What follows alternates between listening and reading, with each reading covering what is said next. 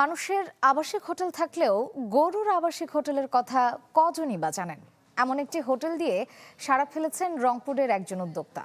গরু কিনে দীর্ঘ ভ্রমণের মাঝে এখানে গরু রাখছেন ব্যবসায়ীরা।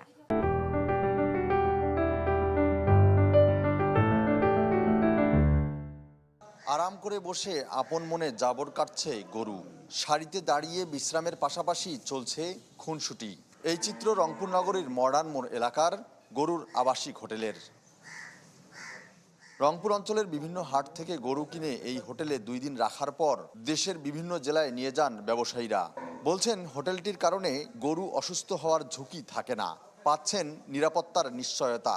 একাটাতে 5টা কিনি, একাটাতে 2টা কিনি, একাটাতে 10টা কিনি, কিনে এক জায়গায় মিল হইলে গাড়ি লোড করে দেয়।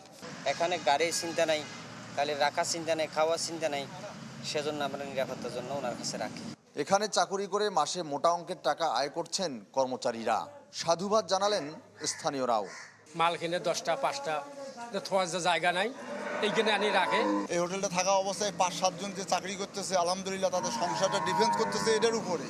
একসাথে 300 গরু রাখার ব্যবস্থা আছে এই হোটেলে। উদ্যোক্তারা বলছেন গরুকে সুস্থ ও নিরাপদ রাখতেই দিয়েছেন গরুর আবাসিক হোটেল। খামারা যেভাবে নিজস্ব গরু রাখে, আমাদের এখানে গরু রাখলে একদম নিজস্ব খামারের চেয়েও আরও সযত্নে খেজুর করার চেষ্টা করি। এখন 300 গরু রাখার জায়গা আছে এখানে এবং মানুষের ভাড়ার জায়গা।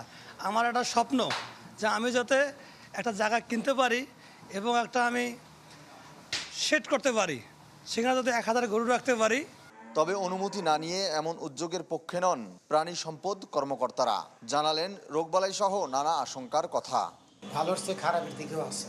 যেমন যে গরুটা কেন আনা হবে সেই গরুটা কোনো ডিজিজ নিয়ে আসতে কিনা, জেনেটিক ডিজিজ নিয়ে আসতেছে কিনা, কোন এলাকার গরু আসতেছে, যদি আমাদের অবহিত না করা হয় আর এ জাতীয় কোনো রোগ আনে তাহলে সে নিজেও বিপদ হবে।